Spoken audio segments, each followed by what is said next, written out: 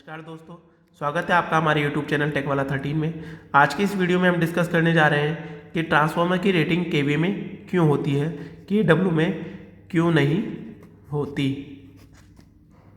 और ये भी डिस्कस करेंगे कि मोटर की रेटिंग केडब्ल्यू में क्यों होती है, केवीए में क्यों नहीं होती है।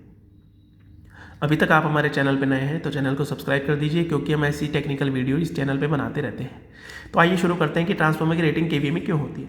जैसे कि एक ट्रांसफार्मर है, उसके इनपुट सोर्स इलेक्ट्रिकल है, आउटपुट सोर्स भी इलेक्ट्रिकल होता है। तो ये याद हमें रखना है हमेशा, सिंपल सा कंसेप्ट है कि जो भी इक्विपमेंट जिसका इनपुट इलेक्ट्रिकल है और आउटपुट भी इलेक्ट्रिकल है, उसकी रेटिंग या तो केवीए में होगी या एम्पियर में होगी। जैसे कि मैं बात करूं ट्रांसफार्मर डीजी, उनकी रेटिंग केवीए में होती है। एमसीबी, एसीबी, उनकी रेटिंग एम्पियर में होगी, लेकिन केडब्ल्यू में नहीं होगी।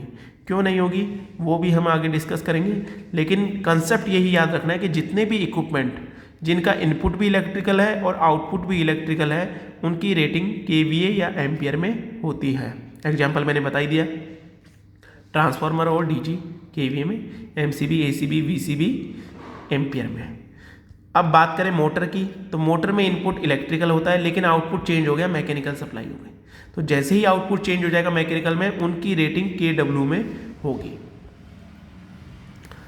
उनकी रेटिंग केडब्ल्यू में होगी। अब ये भी देख लेते हैं कि एक सिंपल सा कंसेप्ट है कि वो रेटिंग केवीए में क्यों होती है।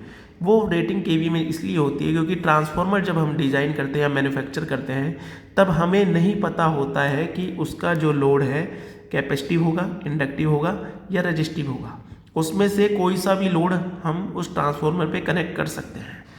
तो जनरली केडब्ल्यू एक्टिव पावर है जो रेजिस्टेंस में काम आती है। केवीएआर ये रिएक्टिव पावर है। पावर फैक्टर का आपने नाम सुना होगा और वीडियो भी देखा होगा, हमने भी हमारे चैनल पे पावर फैक्टर का एक सेपरेट वीडियो बना रखा है, आप उससे आसानी से उसको समझ सकते हैं। केडब्ल्यू एक्टिव पावर है, केवीएआर रिएक्टिव पावर है, और जो केवीए है वो है एपरेंट पावर, जिसे हम टोटल पावर भी बोलते हैं। तो अब मुझे लोड नहीं पता है कि कैपेसिटिव है, इंडक्टिव है, रेजिस्टिव है, तो मैं ट्रांसफार्मर की रेटिंग केडब्ल्यू और केवीएआर में ना रख के केवीए में रखूँगा, क्योंकि मुझे पता है कि उसका लोड कैपेसिटिव भी हो सकता है, इंडक्टिव भी हो सकता है, रेजिस्टिव भी हो सकता है। क्योंकि रेजिस्टिव लोड हुआ तो मैं उसको केडब्ल्यू में रख सकता हूँ, लेकिन अगर इंडक्टिव लोड कनेक्ट हो गया तो रिएक्टिव पावर पिक्चर में आ जाएगी और जो टोटल पावर होगी वो केवीए में होगी। तो इसको हम आसानी से कैलकुलेट कर सकते हैं। तो जब लोड आपको पता नहीं हो तो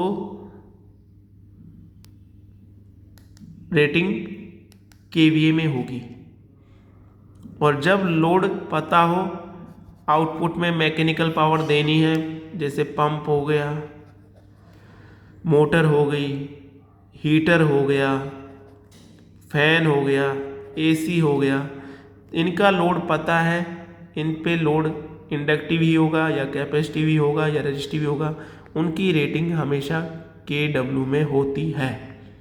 और जितने भी इक्विपमेंट जिनका आउटपुट इलेक्ट्रिकल है और लोड का पता नहीं है कि कौन सा लोड उसमें कनेक्ट होगा, तो उसका जो रेटिंग होगी वो केवीए में होगी।